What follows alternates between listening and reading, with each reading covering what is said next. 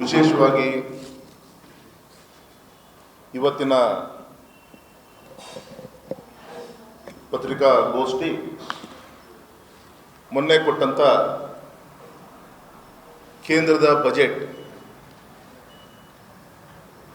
ಸನ್ಮಾನಿತ ಪ್ರಧಾನಮಂತ್ರಿಗಳ ಒಂದು ದೂರದೃಷ್ಟಿ ಈ ಬಜೆಟ್ ಮುಖಾಂತರ ಇಡೀ ಪ್ರಪಂಚ ನೋಡುವಂಥ ದಿಕ್ಕಿನಲ್ಲಿ ದೇಶದ ಬಜೆಟನ್ನು ಕೊಟ್ಟಿದ್ದಾರೆ ಅಂತೇಳಿ ಅತ್ಯಂತ ಅಭಿಮಾನಪೂರ್ವಕ ನಾನು ಹೇಳಲಿಕ್ಕೆ ಇಚ್ಛೆ ಪಡ್ತೇನೆ. ಬಜೆಟ್ ಮುಖಾಂತರ ಅವರ ಬದ್ಧತೆ ಸ್ಪಷ್ಟವಾಗಿ ನಮಗೆಲ್ಲರೂ ಕೂಡ ಕಾಣ್ತಾ ಇದೆ. ಅವರು ಯಾವಾಗಲೂ ಕೂಡ ಹೇಳ್ತಾ ಇರ್ತಾರೆ ಸಬ್ಕಾ ಸಾಥ್ ಸಬ್ಕಾ ವಿಕಾಸ್, ಬಲಿಷ್ಠ, ಸ್ವಾವಲಂಬಿ ಮತ್ತು ಎಲ್ಲರನ್ನೂ ಕೂಡ ಒಳಗೊಂಡಂಥ ಒಂದು ಭಾರತವನ್ನು ನಿರ್ಮಾಣವನ್ನು ಮಾಡಬೇಕು ಅನ್ನೋದು ಅವರ ಕನಸು.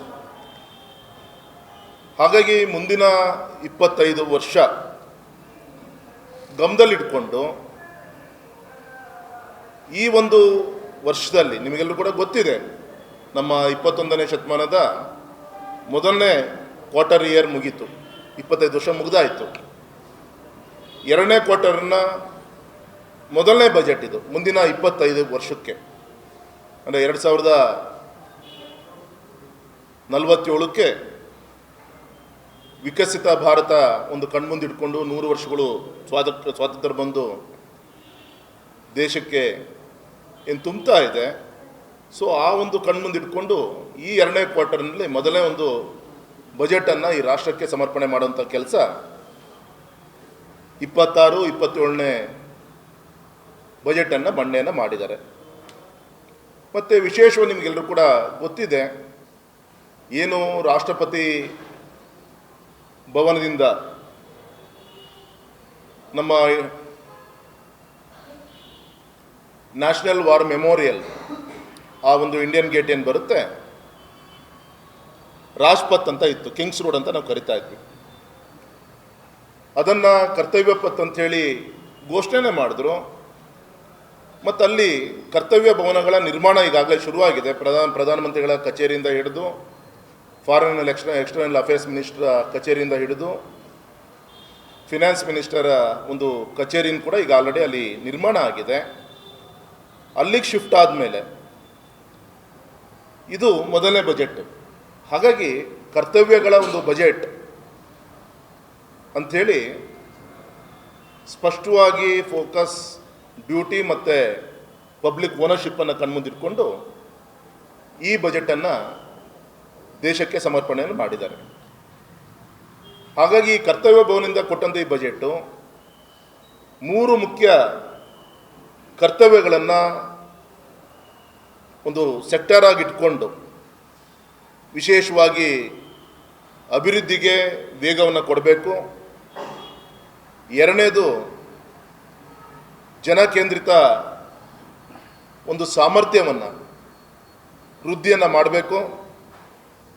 ಮತ್ತು ಮೂರನೇ ಕರ್ತವ್ಯ ಸಮಗ್ರ ಅವಕಾಶಗಳನ್ನು ಜನರಿಗೆ ಮುಟ್ಟಿಸ್ಬೇಕು ಅನ್ನೋದು. ಈ 3 ಕರ್ತವ್ಯಗಳನ್ನು ಇಟ್ಕೊಂಡು ಒಂದು 3 ಕರ್ತವ್ಯಗಳ ಒಂದು ಬಜೆಟ್ ಅಂತಲೂ ಕೂಡ ಫೈನಾನ್ಸ್ ಮಿನಿಸ್ಟ್ರು ಬಜೆಟ್ ಪ್ರೆಸೆಂಟೇಷನ್ ಸಂದರ್ಭದಲ್ಲಿ ಹೇಳಿದ್ದು ನಿಮಗೆಲ್ಲರೂ ಕೂಡ ಗೊತ್ತಂಥ ವಿಚಾರ. ಹಾಗಾಗಿ 2047ನೇ ಇಸ್ವಿಗೆ ಒಂದು ದೂರದೃಷ್ಟಿಯನ್ನು ಇಟ್ಕೊಂಡು ಒಂದು ಜನಪರವಾದಂಥ ಸುಧಾರಣೆಗಳನ್ನು ಕಣ್ಮುಂದಿಟ್ಕೊಂಡು ಕೇಂದ್ರದ ಬಜೆಟನ್ನು ಮಂಡನೆ ಮಾಡುವಂಥ ಒಂದು ಪ್ರಯತ್ನ ಆಗಿದೆ. ಈ ಸಂದರ್ಭದಲ್ಲಿ ತಮ್ಮ ಮುಖಾಂತರ ನಮ್ಮ ಕೇಂದ್ರ ಸರ್ಕಾರ, ಪ್ರಧಾನಮಂತ್ರಿಗಳು, ನಮ್ಮ ಫೈನಾನ್ಸ್ ಮಿನಿಸ್ಟರ್ ಕೊಟ್ಟಂಥ ಈ ಬಜೆಟನ್ನು ಒಬ್ಬ ಜನಪ್ರತಿನಿಧಿಯಾಗಿ ನನ್ನ ಕ್ಷೇತ್ರದ ಜನರಿಗೆ ಮುಟ್ಟಿಸ್ಬೇಕಾದ್ರೆ ನನ್ನ ಕರ್ತವ್ಯ. ಹಾಗಾಗಿ ಈ ಕರ್ತವ್ಯಗಳ ಒಂದು ಬಜೆಟ್ ಅಂತ ನಾವೇನು ಕರಿತೀವಿ, ಈ ಕರ್ತವ್ಯ ಬಜೆಟನ್ನು ಜನರಿಗೆ ಮುಟ್ಟಿಸುವಂಥ ಕರ್ತವ್ಯನೂ ಕೂಡ ನಾನು ಮಾಡಬೇಕು, ನನ್ನ ಕರ್ತವ್ಯ. ಏನು ಸರ್?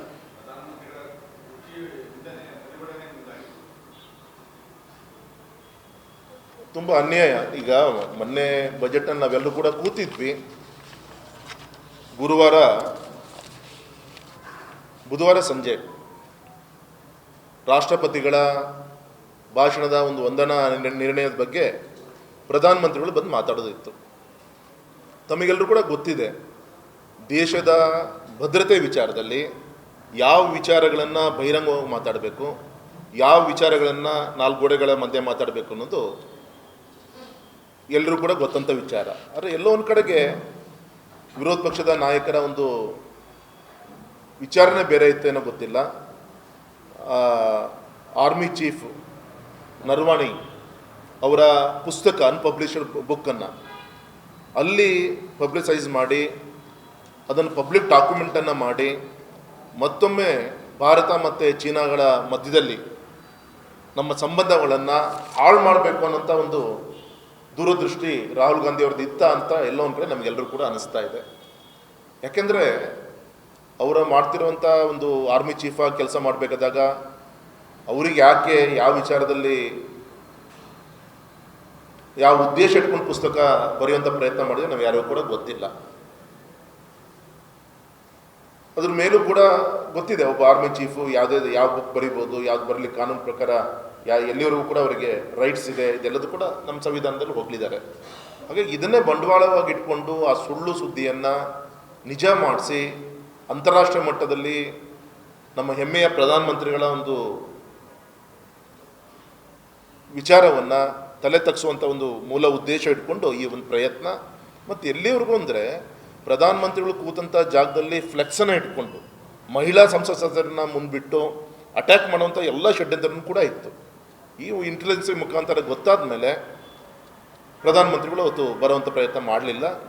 ಇದು ಗೊತ್ತಂಥ ವಿಚಾರ. ಆದರೆ ಇವತ್ತು ಕಾಂಗ್ರೆಸ್ ಪಕ್ಷ ಆರೋಪ ಏನು ಮಾಡ್ತಾ ಇದೆ, ಪಾರ್ಲಿಮೆಂಟಲ್ಲಿ ವಿರೋಧ ಪಕ್ಷ ನಾಯಕರಿಗೆ ಮಾತಾಡ್ಲಿಕ್ಕೆ ಬಿಡ್ತಾ ಇಲ್ಲ. 6-7 ಬಾರಿ ಅವಕಾಶ ಕೊಟ್ಟವರು ಮಾತಾಡಲಿಕ್ಕೆ, ಆದರೂ ಕೂಡ ಮತ್ತೆ ಅದೇ ಪುಸ್ತಕದಿಂದನೇ ಅವರು ಮಾತಾಡಲಿಕ್ಕೆ ಶುರು ಮಾಡುವಂಥ ಒಂದು ಪ್ರಯತ್ನವನ್ನು ಮಾಡ್ತಾಯಿದ್ರು. ಹಾಗಾಗಿ ಯಾವುದೋ ಆಧಾರ ಇಲ್ಲಂಥ ಪುಸ್ತಕ ವಿಚಾರವನ್ನು ಇಟ್ಕೊಂಡು ದೇಶದ ಗಡಿ ವಿಚಾರ ಸೂಕ್ಷ್ಮತೆಗಳಿದ್ದಂಥ ಈ ಸಂದರ್ಭದಲ್ಲಿ ಪಾರ್ಲಿಮೆಂಟ್ ಈ ವಿಚಾರವನ್ನು ಪ್ರಸ್ತಾಪ ಮಾಡಬಾರ್ದು ಅಂತ ಅವಕಾಶವನ್ನು ಕೊಡಲಿಲ್ಲ. ಅದನ್ನು ಇಟ್ಕೊಂಡು ಒಂದು ವಾರ ಪೂರ್ತಿ ಅಧಿವೇಶನವನ್ನು ಹಾಳು ಮಾಡುವಂಥ ಪ್ರಯತ್ನ. ಮತ್ತು ಹೆಮ್ಮೆಯ ಪ್ರಧಾನಮಂತ್ರಿಗಳು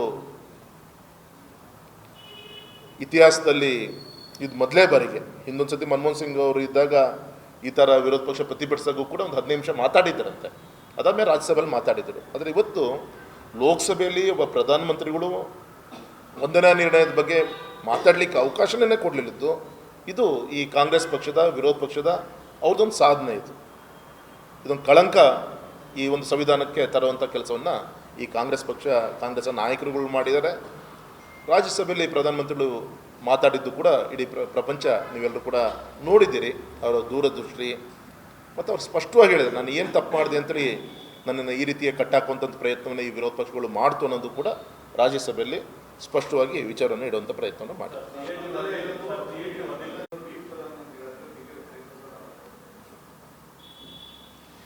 ಪ್ರಪಂಚದ ಮುಂದೆ ಇವರು ಯಾರು ವೀಕು, ನಮ್ಮ ರಾಷ್ಟ್ರೀಯ ನಮ್ಮ ಪಕ್ಷದ ಅಧ್ಯಕ್ಷರು, ಯುವ ಮೋರ್ಚಾ ಅಧ್ಯಕ್ಷರು ನಮ್ಮ Tejasvi Surya as A MP ಆಗಿ ಪಾರ್ಲಿಮೆಂಟಲ್ಲಿ ಕಳೆದ 10 ವರ್ಷದಲ್ಲಿ ಹಿಂದಿನ ದಟ್ ಮೀನ್ಸ್ 2014 ಹಿಂದೆ UPA ಸರ್ಕಾರ ಇದ್ದಾಗ ಯಾವ್ಯಾವ ವಿಚಾರವನ್ನು ಯಾವತ್ತೂ ಕೂಡ ಪ್ರಸ್ತಾಪವನ್ನು ಒಂದನೇ ನಿರ್ಣಯದಲ್ಲಿ ಮಾಡಲಿಲ್ಲಂಥ ವಿಚಾರಗಳು ಯಾವುದು ಎಲ್ಲದೂ ಕೂಡ ಪ್ರಪಂಚಕ್ಕೆ ಗೊತ್ತಂಥ ವಿಚಾರ.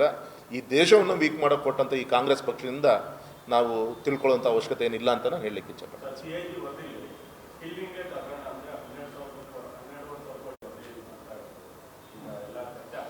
ಇಲ್ಲ, ನನ್ನ ಗಮನಕ್ಕೆ ಏನು ಬಂದಿಲ್ಲ. ನೋಡಿ, ನಾಳೆ ಮತ್ತೆ ಡೆಲ್ಲಿ ಹೋಗ್ತೀವಿ. ನನ್ನ ಗಮನ ಸರ್, ಎಲ್ಲ ಈ ಧಾರ್ಮಿಕ ಸ್ಥಳಗಳನ್ನು ಮೂಲವಾಗಿಟ್ಕೊಂಡು ಸಮುದ್ರದ ದಡದಲ್ಲಿರುವಂಥ ಅದು ಅಥವಾ ನದಿಯ ದಡದಲ್ಲಿ ಯಾವತ್ತೂ ಕೂಡ ನೀರು ಇರುವಂಥ ಜಾಗಗಳನ್ನು ನೋಡಿ ಅಲ್ಲಿ ವಾಟರ್ ಏರೋಡ್ರಮ್ಮನ್ನು ನಿರ್ಮಾಣ ಮಾಡಿ ಆ ಒಂದು ಈ ಒಂದು ಸೀಪ್ಲೇನ್ ಮುಖಾಂತರ ಪ್ರವಾಸೋದ್ಯಮವನ್ನು ಅಭಿವೃದ್ಧಿ ಮಾಡುವಂಥ ಪ್ರಯತ್ನ.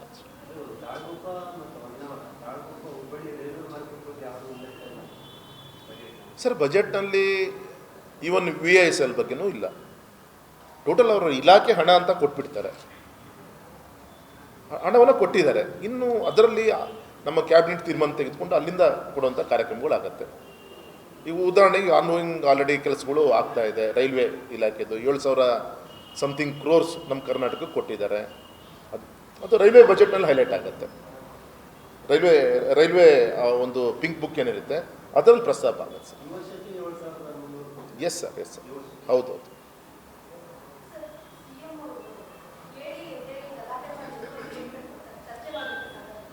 ಹೇಳಿ ಎದ್ದೇಳಿ ಚರ್ಚೆ ಮಾಡೋ ಟೈಮಲ್ಲಿ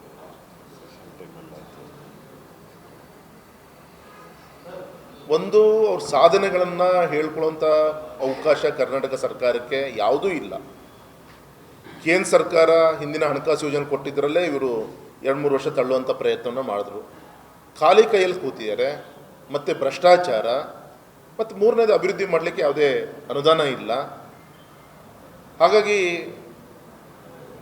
ಮನ್ರೇಗಾದಲ್ಲೂ ಕೂಡ ಇದು VBG ಆಗಿ 40%, ಮೊದಲು 10% ಇತ್ತು, ಇನ್ನೂ 30% ಹೈಕ್ ಆಗಿದೆ. ಅವ್ರ ಕಮಿಟ್ಮೆಂಟ್ ಇರಲಿ, ಅವ್ರ ಓನರ್ಶಿಪ್ಪು ಇರಲಿ ರಾಜ್ಯ ಸರ್ಕಾರದ್ದು ಅಂತೇಳಿ ಘೋಷಣೆ ಮಾಡಿದಾಗ ಅವ್ರಿಗೆ ಫ್ರಸ್ಟ್ರೇಷನ್ನು.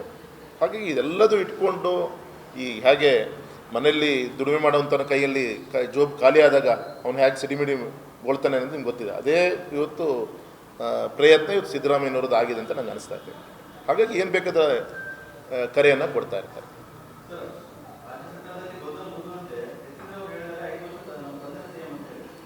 ಇಲ್ಲ, ಯತೀಂದ್ರ ಅವ್ರು ಹೇಳಿದ್ರೆ ಅನ್ನೋಕ್ಕಿಂತ ಗೌರವಂತ ಉಪಮುಖ್ಯಮಂತ್ರಿಗಳೇ ನಮಗೆ ಹೈಕಮಾಂಡೇ ಯತೀಂದ್ರ ಅಂತ ಒಪ್ಕೊಂಡ್ಬಿಟ್ಟಿದ್ದಾರೆ. ಹಂಗಾಗಿ ನಾವು ಅದ್ರ ಬಗ್ಗೆ ಹೆಚ್ಚಿಗೆ ಹೇಳೋಂಥ ಅವಶ್ಯಕತೆ ಇಲ್ಲ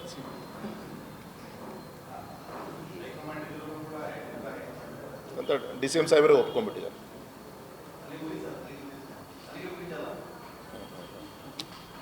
ಪಾಪ ನಿಮಗೆ ಹೆಡ್ಲೈನ್ಸ್ ಇಲ್ದಂಗೆ ಆಯಿತು. ಇನ್ನು ನೋಡಿ, ನಾವೇ ಬೇರೆ ರೀತಿಯ ಅಭಿವೃದ್ಧಿ ಕೆಲಸ ಮುಖಾಂತರ ಕೊಡ್ತೀವಿ ಸರ್ ನಿಮಗೆ. Thank you sir.